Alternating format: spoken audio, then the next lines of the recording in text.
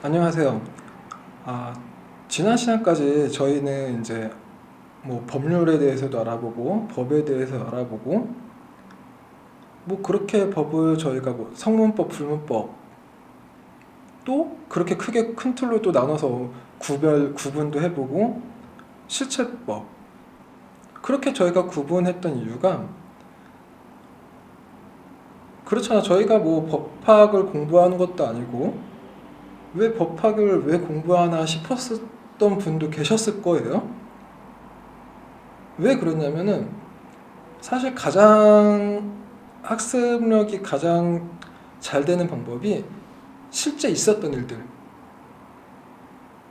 어떤 사건이 있고 어떤 계기로 인해서 어떤 일이 이렇게 진행이 되었다, 그런 사건을 보는 게 학습에도 굉장히 도움이 되고, 뭐 실제 현업에 계시는 분들은 적용을 하는 것도 굉장히 쉽게 적용을 할 수 있으실 테고, 아니면 뭐 학생분이시더라도 더 빨리 이해하고 아 이렇게 되는구나 하고 더 빨리 캐치를 하실 수 있을 거예요. 사실 법이라는 게 공부는 되게 쉽잖아요. 안 그런가요? 저는 법은 조금 공부하는 건 좀 쉬운 것 같아요. 학습하는 거는. 근데 실제 적용하는 건 너무 어려워요. 뭐 예를 들어서 개인정보보호법을 학습하고자 한다면 개인정보보호법만 알면 되잖아요. 물론 그것도 전부 다 정확히 알기는 힘들어요. 세세한 부분까지 하나하나의 각 조항까지 다 따져본다면 굉장히 힘들죠. 근데 그런 학습은 사실 단순한 암기고 약간의 조금 이해관계만 조금 그려지면은 쉽거든요. 근데 실제 현업에서 적용을 하려면은 개인정보보호법만 알면 안 되죠. 가장 비교 대상이 되는 망법도 알아야 되고 또 위치법도 알아야 되고 또 공공기관에 대한 또 그 법률도 알아야 되고 너무 복잡하고 너무 어려워요. 그래서 판례를 공부하는 게 가장 도움이 돼요. 그래서 저희가 뭐 법학을 전공하는 것도 아니고 기존에 왜 계속 법학을 왜 공부했냐면 이런 사건을 하나씩 보려면은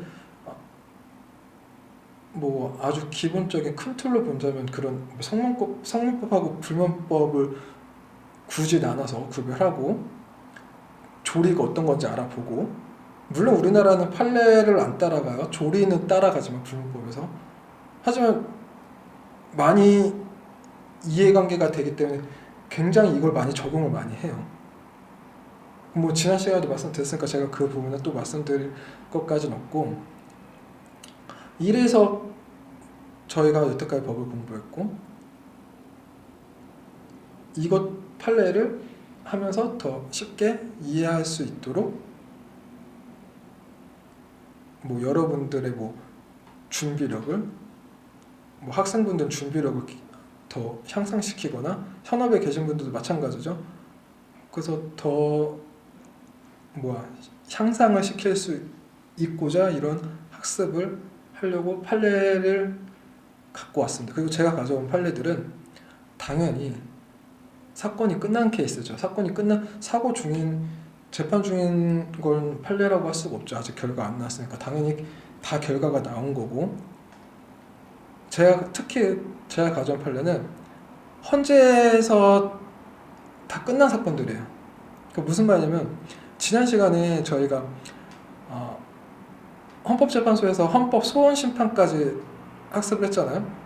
그러니까 막말로 이제 쉽게 개인정보보호법만, 이 개인정보보호법 이거 하나만 본다면 정보주체 구제 권리는 뭐가 있어요? 뭐 분쟁이 있고, 아니면 집단 분쟁이 있을 수도 있고,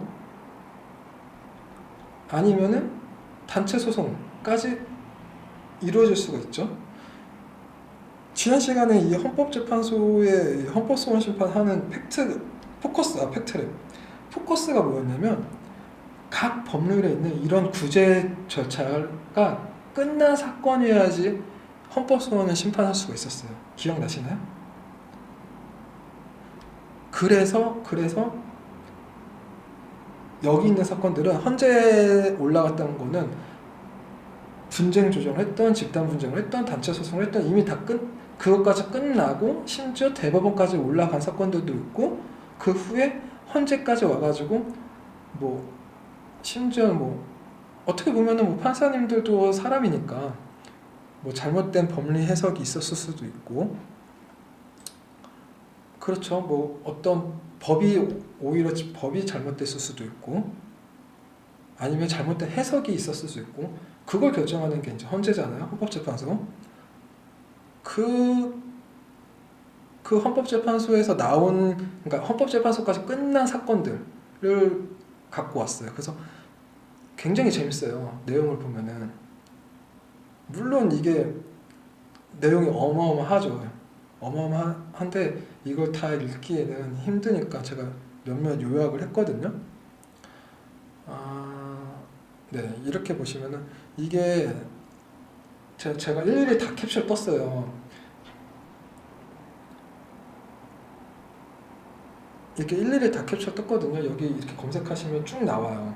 그래서 어떤 사건으로 어떤 걸 침해가 됐고, 뭐 청구인, 피고인 해가지고 청구인의 주장, 피고인의 주장 양쪽 다 들어보고, 그러면 여기서는 뭐 어떤 게 적용이 되고 어떤 게 적용이 되고 어떤 게 잘못 적용됐고 하나씩 보는 거예요. 그래서 이게 양이 엄청 길어요. 뭐 몇몇 사건들은 대법원까지 올라갔던 사건이니까 어마어마하죠. 뭐 처음부터 지방법원부터 고등법원, 대법원, 헌재까지 오려면 이 어마어마한 양이기 때문에 시간이 되시는 분들은 이거 한번 쭉 읽어보시고, 아니신 분들은 제가 맨 뒤쪽에 따로 요약을 한 게 있어요. 그래서 그걸 보시면 되겠습니다. 그래서 이게 뭐 아무래도 이렇게 체계적으로 이렇게 하나하나씩 다 할 수밖에 없죠. 법리 해석에 대한 부분이니까. 가뜩이나 우리나라는 또 성문법이잖아요. 이제 아시죠, 여러분들은? 그래서 이렇게 쭉 있는데 사건의 쟁점이 뭐냐면, 제가 이거 정리를 했을 텐데, 여기 있네요. 뒤쪽에도 정리했네. 이거 앞쪽에도 넣어놓을 걸 그랬네. 먼저 고소인이 청구인은 병원장이에요. 2011년도에 코성형을 받았대요. 그래서 두 번째, 청구인은, 그러니까 병원장은 고소인의 수술 전후 사진을 비교하려고 고소인의 얼굴을 찍었어요. 촬영했어요. 근데 촬영하고 끝난 게 아니라 이거를 또 인터넷 블로그에 올렸어요. 근데 나중에 2011년도인데 2015년도쯤에 고소인이 안 거예요. 내 동의도 없이 수술 전후 사진을 홍보 목적으로 게재한 거를. 그래서 이때 형사 고소도 하고 손해배상 청구도 했어요. 그래서 이렇게 진행이 되고 있는 중에 형사 고소랑 손해배상, 아무래도 이거는 개인정보법 망법일까요? 그때 당시에는 뭐 분쟁 조정이었을 수도 있고, 어쨌든 이렇게 조정이 됐대요. 분쟁 조정위원회가 들었을 수도 있고, 개별적으로 있을 수도 있고, 변호사가 껴서 했을 수도 있고, 아무튼 그래서 1,000만 원의 지급을 받았어요. 개인정보법에서는 법정제도랑 징벌적 손해배상 있죠. 법정 손해배상이랑. 법정 손해배상 기억나시나요? 300 이하예요. 법정은. 징벌적은 손해본 거의 3배 이하예요. 근데 법정 손해배상은 아니네요. 1,000만 원이니까. 왜냐면 300이 넘어가니까. 다른 손해배상일 수도 있죠. 그냥 일반적인 손해배상일 수도 있는데, 개인정보법을 예를 들어봤어요. 혹시 뭐 기억 안 나시면 학습하시는 분들 계속 이렇게 제가 이렇게 몇 번 반복을 함으로써 더 이렇게 기억에 남으실 거예요. 자, 어쨌든 이렇게 1,000만 원을 받고 합의를 했어요. 합의를 하면은 이 처벌 불원서를 제출해요. 보시면은 형사 고소했죠? 손해배상 청구했죠? 근데 손해배상으로 합의가 됐죠? 그러면은 이건 끝난 거죠? 그럼 이것도 취하를 해야 돼요. 그래서 고소 취하도 하고 처벌 불응서까지 제출을 해요.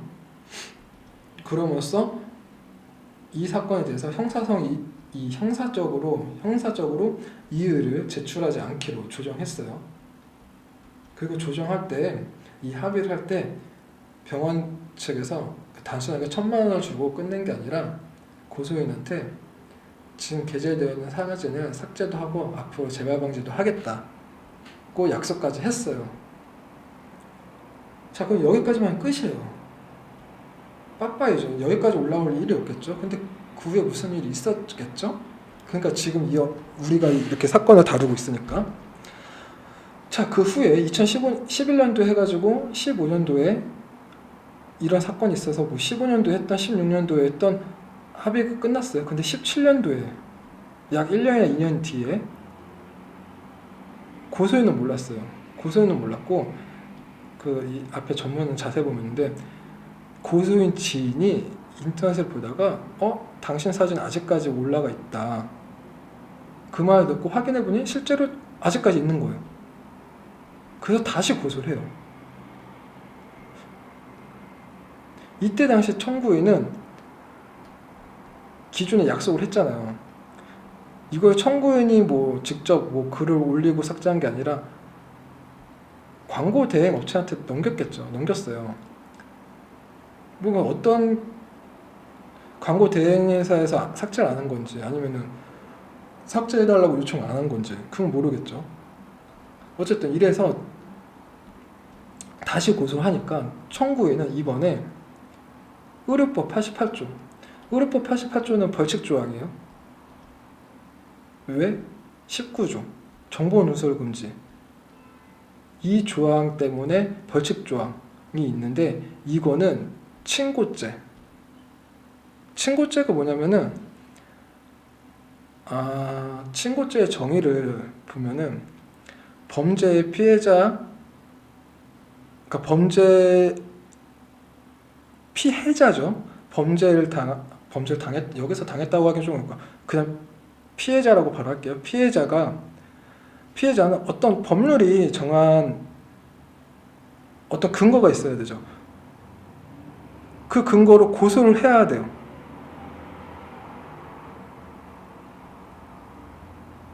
그러니까 법률에 정한 비위가 그때 제가 말씀드렸죠. 위법 행위가 명확해야 되고 그래야 이거를 어떤 소를 제기할 수 있는 사건. 근데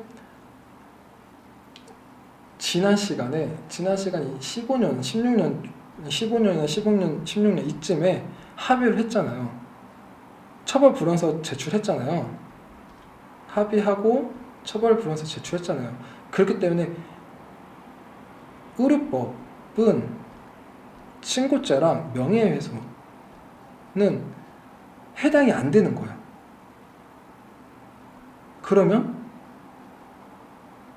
인터넷 블로그에 올렸으니까 정보통신망을 조항이 있는데 그럼 이 정보통신망에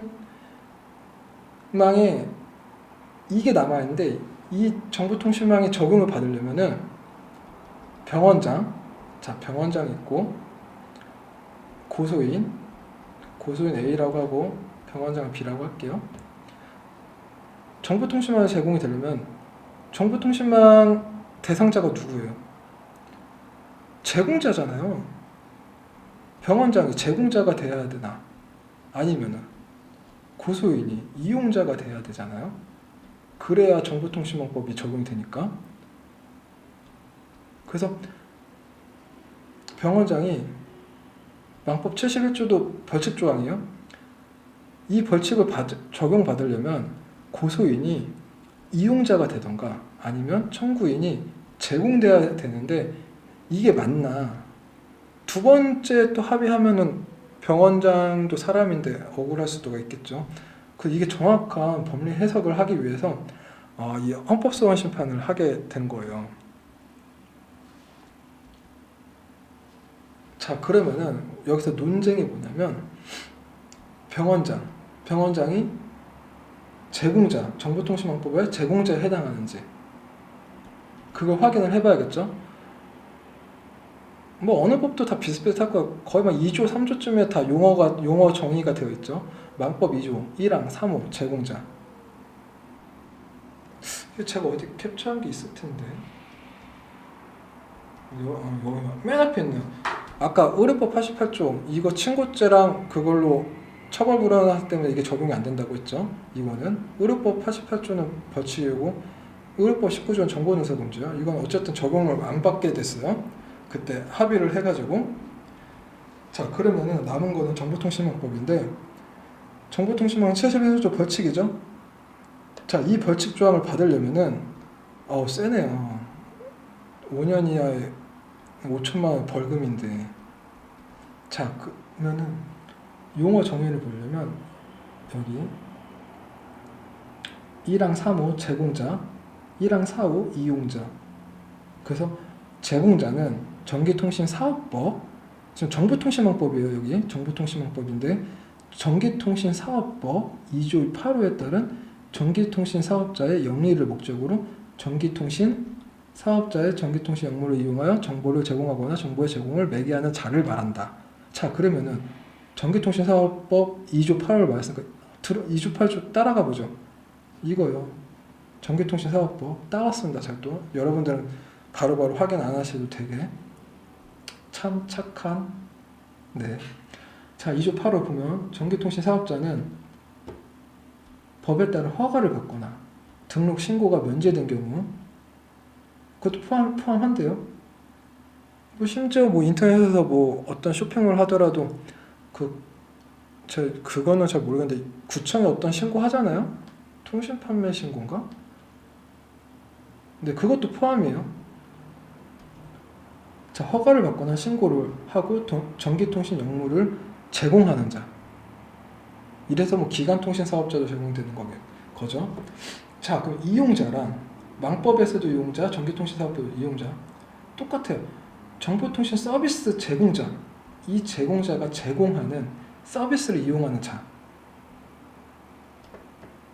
그 전기통신사업법 볼까요? 똑같아요. 전기통신 역물을 제공받기 위하여 전기통신 사업자와 전기통신 역물의 이용에 관한 계약을 체결한 자. 보통 일반적으로는 여기가 더 많이 해당이 되겠죠. 일반적인 개인이라면. 자, 그래서 보면은 병원장은 아까 그 용어 정의로 병원장은 홍보 못하네요. 홍보하고 병원을 홍보하고 블로그에 올리는 목적이 뭐 수술 전후 사진에서 올리는 목적이 결국은 광고잖아요. 영리 목적이잖아요. 영리 목적. 그래서 영리 목적으로 정보통신망에 게시 아니면 유통이 가능하도록 연결시킨 행위. 여기서는 게시를 했죠. 정보통신망 인터넷에 게시했죠. 그렇기 때문에 영리를 목적으로 게시를 했기 때문에 제공자에 해당한다고 판결을 했어요. 자, 그러면은 이번엔 고소인이 이용자에 해당하는지 똑같이 정의, 아까 정의대로 실제 이거는 대법원 판례인데요. 여기서 그때 당시에 이거 한번 보시면 되실 거예요. 여기서 이용자의 정의를 이렇게 봤어요. 법원에서 어떻게 봤냐면 정보통신 서비스를 제공받아 이를 이용하는 관계. 정보통신 서비스를 제공받지 않았거나 제공받아서 이를 이용하지 않았으면 이용자가 아닌 거예요. 말은 쉽죠. 말은 쉬워요. 자, 고소인은 청구인한테 수술만 받았잖아요. 그쵸? 정보통신망에서 수술 받지 않았잖아요. 오프라인을 받은 거잖아요. 오프라인은 코수술 받았는데 이 온라인상 블로그에 가입을 이 환자가 고소인이 블로그에 가입을 했다거나 아니면 인터넷상에서 어떤 상담을 받아서 수술이 이어졌거나 그런 사실이 아니잖아요. 그래서 이용자에 해당하지 않는다. 이렇게 보고 있어요.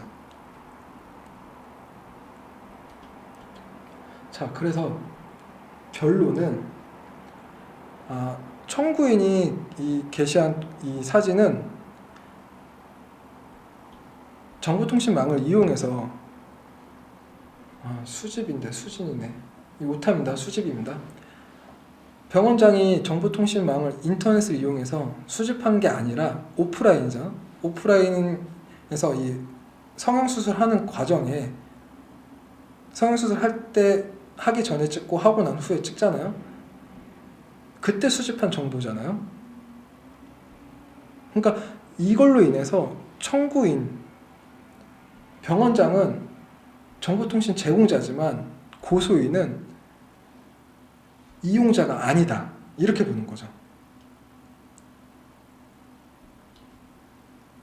그래서 정보통신망법 19조 정보누설 금지의 직무상 알게 된 개인정보라고 할 수 없다. 왜? 오프라인이라든지 정보통신망법의 정보누설 금지 성립이 안 되죠. 그래서 개인정보라고 볼 수 없다라고 판결을 했어요. 그래서 즉 결론은 성립이 안 되기 때문에 정보통신망법 아까 몇 조였죠? 77조였나요? 벌칙조항? 77조의 벌칙조항이 성립이 되지 않는다. 이렇게 보고 있어요. 그래서 기소유예 처분을 취소했어요. 뭐 다시 용어 지난 시간에도 기소유예 용어 정의했나요? 저희가 이렇게 법학을 전공할 건 아니지만 앞으로 이렇게 법을 계속 다루면서 자주 접하고 또 이렇게 판례를 계속 보기 위해서는 이런 용어 정의를 명확히 하시는 게 좋아요. 그래서 뭐 다시 기소유예에 대해서 좀 뭐 학생분들 많으시니까 안내를 드리자면 어떤 혐의가 영화 같은 데 많이 나오지 않나요? 혐의가 충분해야 되는데 혐의가 불충분해. 뭔가 부족해. 그 경찰이 형사가 어떤 검사한테 올렸는데 검사 측에서 발열시키죠. 조금 뭘 더 보충하라든지. 아무튼 그런 범죄가 뭐 증거가든 뭐든 충분해야 돼요. 충분하다 해야 된다거나 아니면은 합의를 봤던 내용 아니면은 뭐 반성을 많이 하는 정도에 따라서 검사가 이 친구는 반성을 많이 하니까 조금 더 약한 걸로 갈 수도 있겠죠. 그래서 뭐 그런 걸로 기소를 하지 않는 거예요. 그래서 그게 기소유예인데 여기서는 이 자체가 성립이 안 되니까 이 기소유예 자체를 취소를 한 거예요. 그냥 캔슬을 시킨 거예요. 예. 그래서 결론적으로는 기존의 청구인이 11년도에 수술하고 15년도에 고소인이 고소를 했죠. 이때 위반 행위를 인정을 했어요. 근데 사실 위반 행위가 이때도 잘못된 게 여기서 지금 결국에는 정보통신망법이 아니라고 했죠. 이때는 사실 개인정보법으로 들어가는 게 맞아요. 근데 어쨌든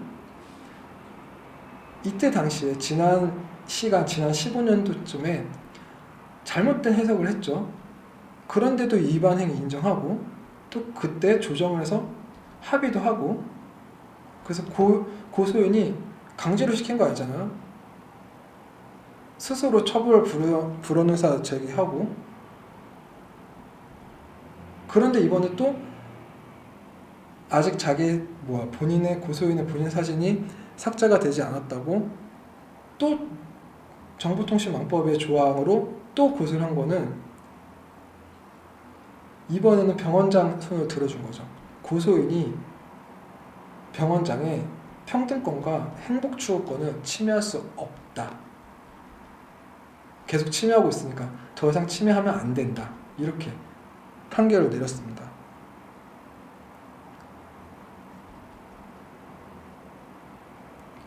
재밌지 않나요, 여러분? 사실 지금 이 사건은 망법에 들어가면 안 돼요. 망법이 특별법이라고 더 세요. 특별법이니까. 그리고 개인정보법은 일반법이잖아요. 더 약하잖아요. 하지만 개인정보법은 더 포괄적이잖아요. 이 사건은 정보통신망법에는 해당이 안 되잖아요. 이용자가 아니라서. 하지만 개인정보법에서는 해당이 되죠. 그래서 개인정보법으로 했으면은 성립이 됐을 거예요. 어쨌든 이번 판례로 여러분들이 한번 느끼셔야 되는 게 뭐냐면 딱 두 가지가 있는데 용어예요, 용어. 법률은 이 용어 정의가 매우 중요해요. 왜? 성문법이잖아요. 성문법 체계잖아요. 만약에 이걸 개인정보법에 쓰면은 판결 났겠죠. 또 조정을 또 했겠죠. 병원장은 또 합의를 또 받겠죠.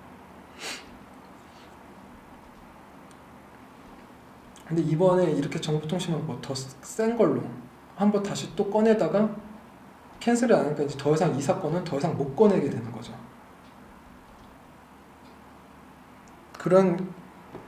그래서 이 용어를 정의하는 거, 뭐 이것 때문에 망법이 안 들어가니까 그 모든 성문법이 아니더라도 용어 정의는 굉장히 중요한 것 같아요. 뭐 아무리 불문법이라고 하더라도 이해관계가 성립이 되려면은 뭔가 앞뒤가 맞아야 되잖아요. 그러기 위해서는 그 요즘에는 불문법도 이렇게 체계화를 많이 시키기 때문에 자, 그 두 번째 좀 저희가 유의해야 될 점이 뭐냐면 이번 사건을 알게 된 게 지금 이 사건은 인터넷상에서 이루어진 사건이에요. 그러니까 무슨 말이냐면 수술은 오프라인에서 했어요. 근데 사건은 온라인이에요. 온라인에서 이루어졌어요. 인터넷 블로그, 그쵸? 그러니까 이번 사건의 계기가 되는 베이스는 결국에는 온라인상이니까 정보통신망이에요. 그래서 정보통신망 내에서 이루어진 사고인데 이 사건 중에서 병원장, 청구인은 정보통신망이니까 제공자에 들어가요. 영리 목적이니까. 근데 고소인은 이용자가 되지가 않는다는 거죠. 그래서 베이스는 정보통신망이지만 실제 정보통신망의 조항을 받지 않았다. 이게 굉장히 중요한 거죠. 아, 이런 경우도 있구나. 아, 이렇게 해서 이런 일이 있어서 이렇게 해석이 되면 아, 이렇게 되는구나. 재밌죠. 그래서 이게 만약에 개인정보법은 그랬을 것 같은데 참 좋아해줘야 되는 건지. 뭐 병원장 입장에서는 억울한 일은 아니고 뭐 똑같은 일을 또 당하면 그럴 수도 있겠죠. 삭제를 하지 그랬어요. 참 안타깝네요. 고소인도 개인정보법을 했으면 합의금을 또 받았을 수 있었을 텐데 참. 근데 어쨌든 이렇게 이번 판례를 알아봤습니다. 재밌지 않나요, 여러분? 이렇게 점점 법을 실제 접하면서 실제 적용까지 이렇게 해서 적용이 되고 이렇게 하면 또 적용이 안 되고 너무 재밌는 것 같아요. 그래서 오늘은 이렇게 해서 판례에 대해서 알아보는 첫 번째 시간을 가졌습니다. 아, 그리고 제가 좋아하는 단어인데요. 이게 무슨 말이냐면 어디지? 심리학에 나오는 용어거든요. 글씨는 마우스 쓰는 것을 여전히 안 써져요. 심리학에 나오는 용어인데 정적 강화가 있고 부적 강화라는 용어가 있어요. 뭐 이거는 시간 되시면 이렇게 한번 읽어보세요. 읽어보시면 되고 제가 이거 좋아하는 이유가 뭐냐면 정적 강화 플러스 부적 강화는 동화 연결이 돼요. 이게 무슨 말인가 했는데 꼭 이 두 개를 플러스 안 하셔도 돼요. 기존에 갖고 있던 지식과 지금 학습하는 지식 아니면 뭐 다른 지식이 합쳐지는 걸 동화 연결이라고 하거든요. 그럼 이 자체가 절대 안 잊어먹어요. 제가 뭐 기존에 다른 암기법도 알려드렸지만 그 암기법도 중요하고 이것도 굉장히 중요해요. 이렇게 하면은 이건 내 지식이 되는 거예요. 그래서 여러분들은 동화 연결을 하시길 바래요. 기존에 어떤 뭐 다른 업무 때문에 뭐 어쨌든 그렇게 해서 동화 연결을 하시길 바랍니다. 그래서 제가 제일 좋아하는 말이에요. 그래서 동화 연결에 대해서 검색을 해봤어요. 정확한 정의가 뭔지. 그래서 이렇게 있다는 거. 그래서 이번 시간은 그래서 이렇게 해서 마치도록 하겠습니다. 뭐 많이 도움이 되는 시간이 되었으면 되길 바랍니다. 네. 다음에는 더 좋은 판례를 갖고 오도록 하겠습니다. 감사합니다. 다음에 뵙겠습니다.